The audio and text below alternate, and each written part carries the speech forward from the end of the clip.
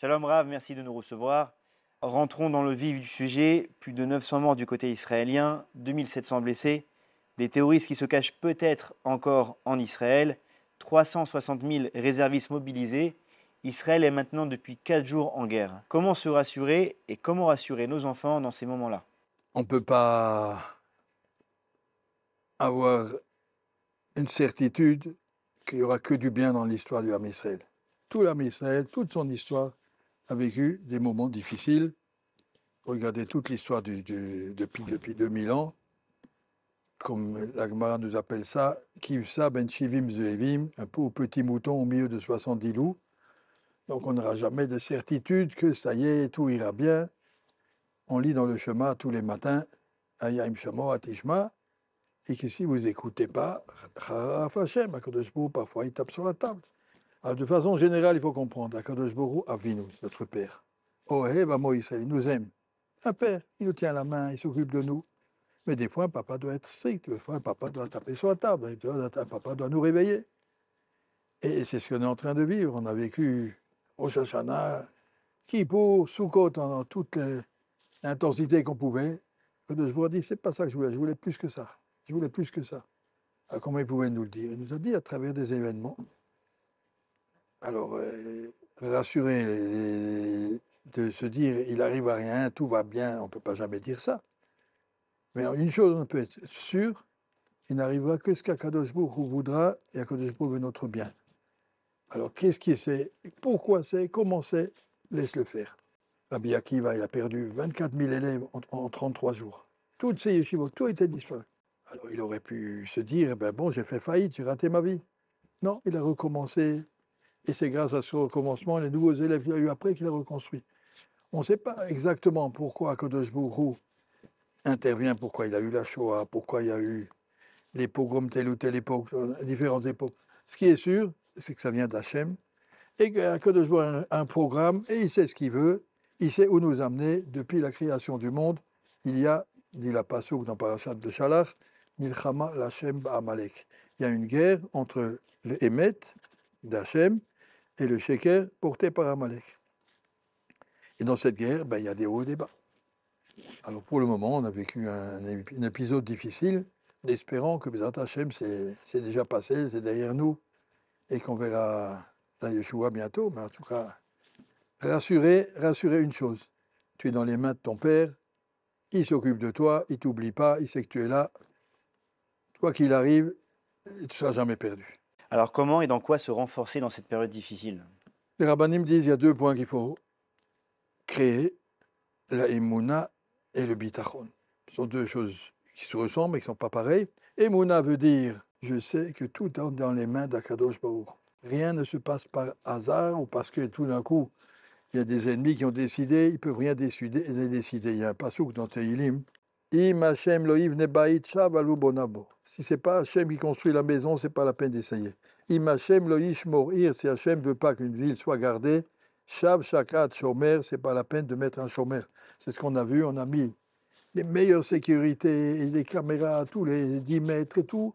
Le Kodesh Baruch Hu ne veut pas faire la garde, il l'enlève, on ne voit plus rien. On a dû apprendre de ça, la Emouna. Le monde est dans les mains d'Akadosh Baruch Hu, nous ne sommes pas maîtres de notre destin. De façon générale, ça c'est Emouna. Bitachon veut dire, si je sais que je ne suis pas maître de mon destin, mais alors qui le gère? Akadosh Baruch Hu, je suis avec toi. Si on donne la main à Akadosh Baruch Hu, Kagamul Aleimo, dit le Teilim, comme un petit bébé dans les bras de sa mère. Et ça, allez, je suis tranquille. Bitachon ne veut pas dire que je sais qu'il ne m'arrive rien, mais je suis tranquille parce que je sais que ce qui peut m'arriver, c'est que du bien. Et ça, c'est les 2 étapes. Emouna, savoir que tout arrive par Akadosh Baruch Hu. Et le Ramban est connu à la fin de Parashat Bo. En Adam Chelek B'Torat Moshe Rabbeinu. On ne peut pas dire qu'on réfléchit comme un juif. Min Bechol Devarenu Mikrenu. On n'est pas prêt à croire dans tout ce qui nous arrive. En Beyachid, en Berabim. En titre personnel, au titre collectif. Sheakol Bigzerat Elion. Tout vient d'Akadosh Baruch Hu. Personne ne peut rien me faire, personne ne peut rien me changer. Akadosh Baruch Hu gère tous les détails de ma vie. Alors justement, est-ce que le mérite de cette Emouna nous protège de mauvaises choses?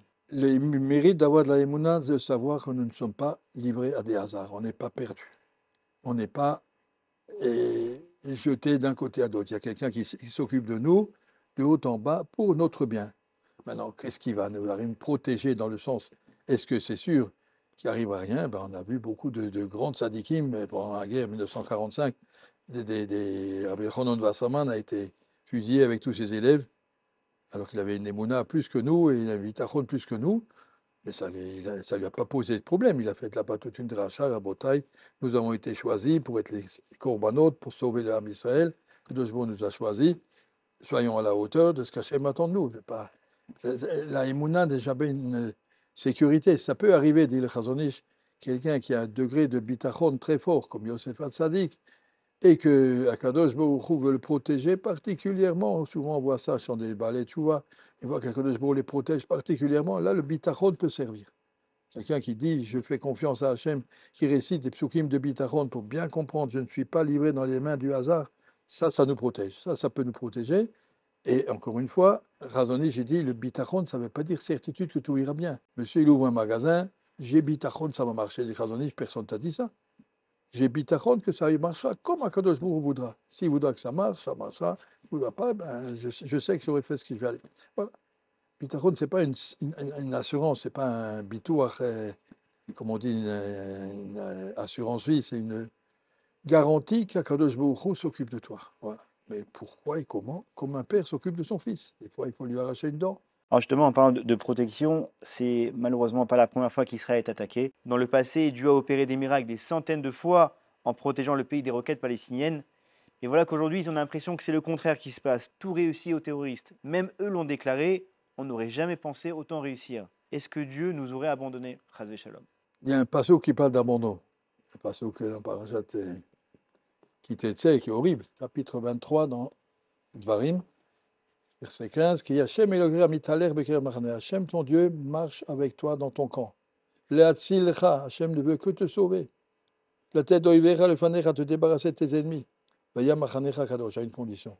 Ton machane soit kadosh, vit dans la kedusha, dans la sainteté, dans la pureté, alors Akadosh Baruch Hu est avec nous.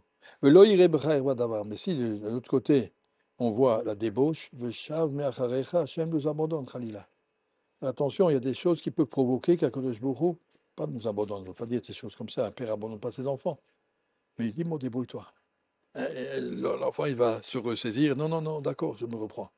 Il y a plein de gens qui ont pris des kabbalotes, des chizukim de Tzniut, par exemple, des hommes, des femmes. Je ne regarde plus un film, etc., toutes sortes de choses. Et je m'habille convenablement pour que Kadosh Baruch Hu revienne vers nous. Quand on dit un sentiment qu'on est abandonné, c'est ce verset-là. Il y a d'autres choses encore, qui sont encore plus précises. En Parashat Vayeler, on vient de le lire il y a 2 semaines, c'était marqué V'chara apivo bayomahu, chapitre 31. Quand un jour va se fâcher, va'azavti mistarti panem, je vais me cacher d'eux. J'aime se cache. Le tsaoura autre abod de tsarot, il va rencontrer des tas de problèmes. V'amar bayomahu alo kien elokai b'krim, les Juifs ils vont dire mais Hachem nous a abandonnés. Le tsaouni araoteile. Qu'est-ce qu'Akadosh Baruch Hu répond? Vanochi aster astir panai bayomahu, je me cacherai encore plus. Alcool arraché à ça. Ça c'est ce qu'il faut comprendre. Nous vivons dans une époque très très très difficile. Le 21e siècle, pour tous les gens qui sont nés dans le 21e siècle, qui n'ont pas eu de valeur précise qu'ils ont véhiculé de leurs parents. C'est un siècle où chacun se nourrit tout seul. Le siècle de la réussite absolue de la technologie. On peut tout savoir et tout faire. Le monde est un grand village et tout l'homme réussit tout ce qu'il veut. On peut envoyer des satellites, choses. On peut tout faire. On peut guérir. Et on oublie, Akadosh Baruch Hu, il se cache là derrière et dit, oui, débrouillez-vous, croyez que vous pouvez voir ça, vous pensez que vous pouvez faire tout seul. Aster, je me cache de plus en plus. On a aujourd'hui la météo qui te dit à l'avance, et Akadosh Baruch Hu a dit, c'est moi qui amène la pluie, c'est pas vous. Alors la météo sert à quoi? La météo sert à cacher, on te dit, voilà, on sait faire tout seul, tu sais rien faire, tu sais voir, toutes les choses. Akadosh Baruch Hu, il se cache de plus en plus derrière cette énorme profusion de progrès scientifiques. Donc, c'est sur le compte du manque d'émona, la science. D'un autre côté, celui qui veut voir, c'est que je pourrais être derrière, je suis derrière, je ne l'ai pas lâché. Anochi aster astir, nous vivons dans la génération où il y a le plus d'Esther Panim, il y a le plus de moyens de fuir la Emouna. On a des réponses à tout. Sauf quand Kadosh Baruch, de temps en temps, il lève le rideau. Avec le corona, il a monté, vous voyez, le monde entier, avec un tout petit microbe, je vous ai mis par terre. Et là, avec un tout petit Simchat Torah, je vous ai montré que c'est pas vous qui avez, avec des milliards de dollars, vous avez protégé votre pays. Je fais clic et je vois. Des fois, Kadosh Baruch, il nous enlève un petit peu de Esther Panim pour qu'on voit la vérité. Mais il faut qu'on soit conscient. Le monde est dans les mains d'Hachem et pas dans les mains de la nature. C'est un combat entre Hachem et Amalek. C'est un combat entre le Hémet et le Sheker, entre la vérité de la Emouna et la vérité du Yetzirah. Le Yetzirah veut nous faire croire qu'il existe un monde qui se débrouille tout seul. Vous savez, entre le déluge et la tour de Babel, qu'est-ce qui s'est passé à ce prochain dans la paracha?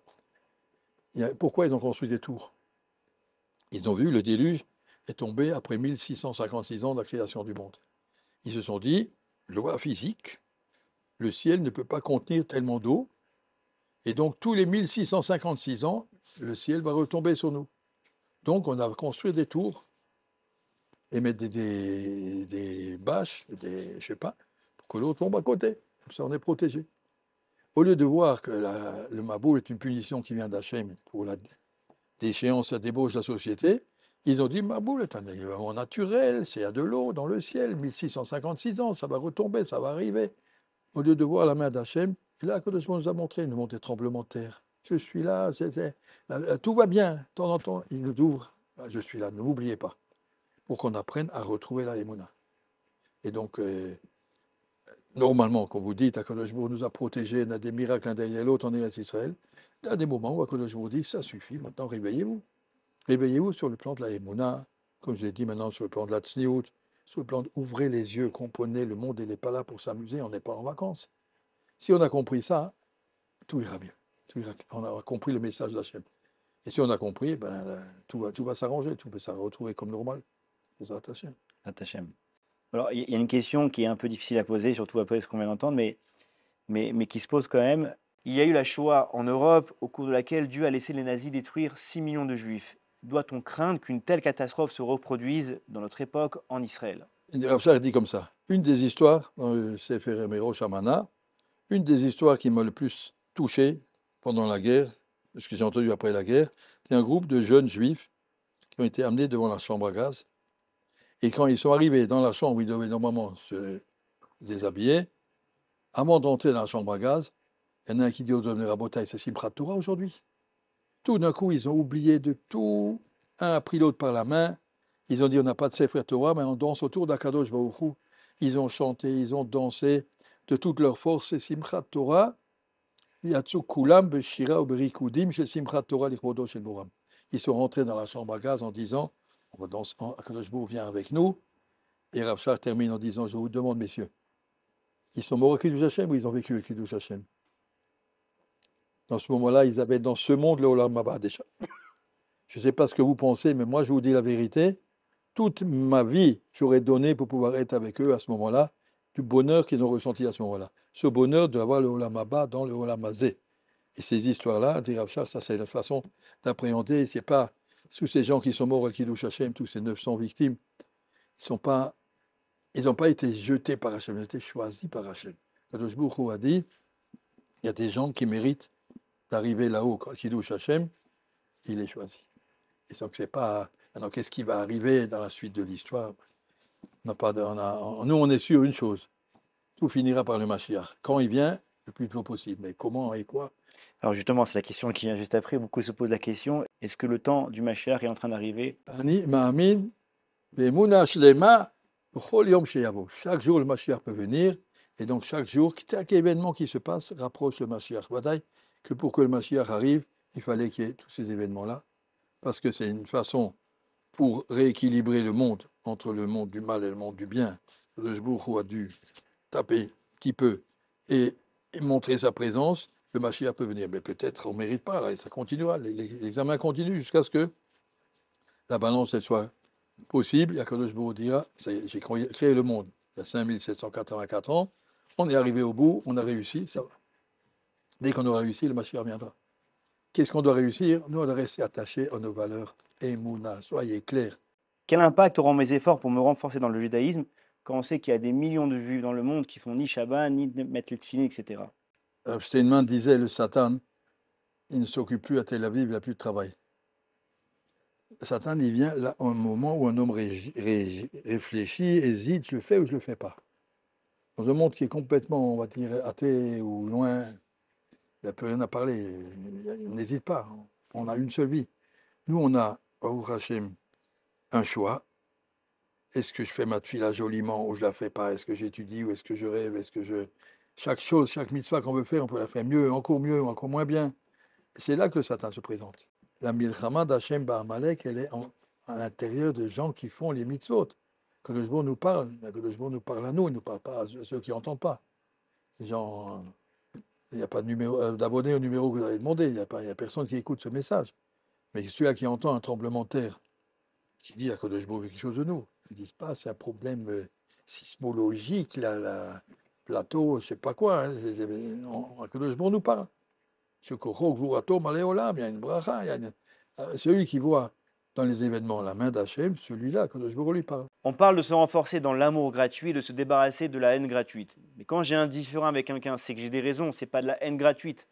Donc ça signifie quoi exactement? Les Sfarim disent les avérotes les plus graves qui amènent ça, c'est ce qu'on appelle le shonara. Sinatrinam, dont vous parlez, c'est un petit morceau de ça. Ça veut dire regarder les autres avec mes lunettes à moi. Non, lui, il est comme il est. Moi, je suis comme je suis. Je ne peux pas imposer aux gens de réfléchir comme moi. La haine gratuite, ça veut dire que je haïs quelqu'un sans que ce soit justifié. Il y a peut-être des raisons, mais ce n'est pas justifié. Des raisons, elles ne sont pas valables. Un monsieur, il ne se conduit pas comme tu aurais voulu. Ben, il se conduit comme lui, il aurait voulu. Le problème du shonara veut dire ne pas accepter l'autre comme il est, mais je dois le critiquer, je dois le dénigrer. Laisse-le tranquille. Vis ta vie à toi, vis ton émet. N'essaie pas de te comparer aux autres, d'écraser les autres pour être plus grande. Vis ta vie. Celui qui vit son émet, je vis en face d'Akadosh Baruch Hu, Shiviti, Hashem, le Negditami, ça c'est mon emblème de vie. Ah, ça enlève le Shonara. Mais le Shonara, au contraire, c'est marqué, ça a la force de détruire, de créer tout le mal. Le deuxième temple est détruit à cause de ça. Et il sera reconstruit quand on aura dépassé ça. Il ne faut pas des mesquineries entre des petites choses. Vis ta vie à toi, vis pas la vie des autres. Alors beaucoup de personnes qui habitent en dehors d'Israël se demandent qu'est-ce qu'elles peuvent faire pour aider ceux qui sont en Israël. Qu'est-ce qu'on pourrait leur conseiller? La tefila, Kadosh Baruch Hu attend de nous qu'on prie, attend de nous qu'on s'adresse à lui, qu'on ne reste pas dans un monde de chacun pour soi. On est les enfants d'Hachem, priez. Ceux qui sont dans la tzara, c'est plus difficile à prier, mais les gens à l'extérieur pendant la guerre de Shoah, j'ai entendu qu'aux États-Unis, je crois même en France, ils disaient V'urachum du jeudi, lundi, jeudi, tous les jours. Priez pour les pauvres gens, priez pour les autres. Ils étaient prendre un Tehillim, dire des psukim de bitachon, de vivre en sachant que Akadosh Baruch Hu attend notre filote. Akadosh Baruch Hu mitavel tfilatan shel Israël. Akadosh Baruch Hu attend notre filote. Alors donc, on va conclure un petit peu cet entretien. Les Hashem, que de toute cette souffrance qu'il y a en ce moment, va sortir une lumière. On va sortir plus clair dans notre émouna, on va sortir plus clair dans notre bitachon. On va se sentir plus serein dans nos relations avec les autres, pas de le shonara, pas de sina, ça sert à quoi? Et au contraire, se renforcer dans la tsniout, respecter la neshama d'une personne et pas s'adresser au côté matériel et, comment dire, vulgaire de la personne, mais à sa neshama, à sa grandeur. Et comme ça, Bezrat Hashem, on arrivera tous à bracha. Je vous souhaite une grande bracha, une grande Yeshua. Tous ceux qui m'entendent, Bezrat Hashem, tous ensemble, qu'on soit prêts pour recevoir le Mashiach. Amen. Merci beaucoup, Rab. Merci beaucoup.